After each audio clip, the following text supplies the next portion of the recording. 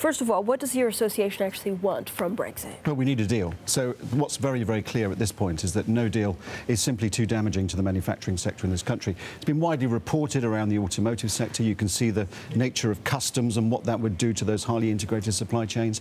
But there's many, many other details, particularly coming out at this late stage, where it's uncertain about the trading conditions for those companies going forwards. So why are the details coming out at this late stage? We've got everything around the trading arrangements with Europe. So we've got European customers not placing contracts past the end of March in some cases because they're unsure about the terms of trade past then. One thing that's particularly worrying is this idea that it's 50 days to go.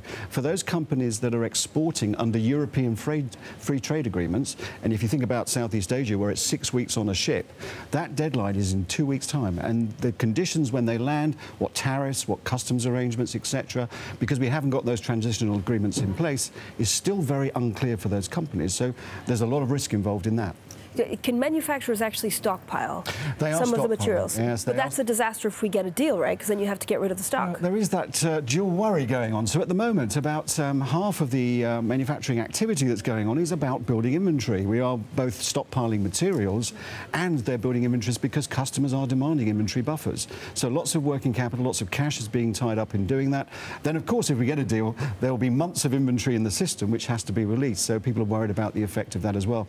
But at the moment, there's a big strain on working capital in terms of building that inventory in those factories at the moment, and it's limiting investment. The cash is being used for that and not for new investment. So we're seeing about 70% of manufacturers not investing at the moment in capital, for example. So, Stephen, is it difficult to actually put a number on how much this will lead, losses by, either because you're buying the stock and then having to release it, or because you have the stock and you're dealing with a no-deal Brexit? Well, it is quite difficult to do it because it's different by different sectors. What we do know is a substantial part of manufacturing activity at the moment is around building inventory, and of course that's at the cost of the people in the supply chain. It's very, very unlikely that the large manufacturers that are asking for that inventory are going to pay for that themselves until they take that inventory. So it's building up quite a large bubble of working capital. But that can, as well as all the other issues we've got about what the regulatory environment is going to be like, what the legal trading terms are going to be like, which are still unclear at this stage, needs a lot more work to be actually prepared for no deal. So we're not ready. We're not ready. Okay, what are Downing Street telling you? They're telling us that they're working hard on a deal. They understand all of these issues. Right. For example, Liam Fox, the International Trade Secretary, is working hard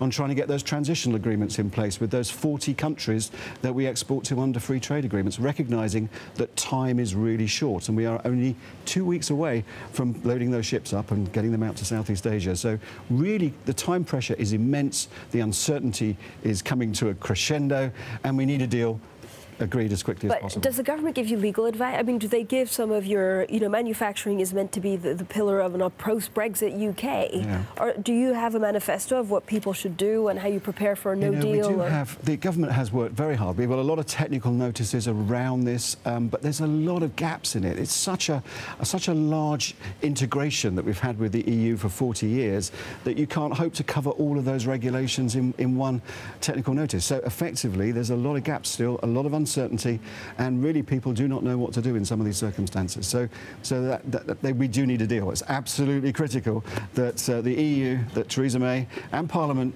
gets together and we end up with a sensible exit from the EU.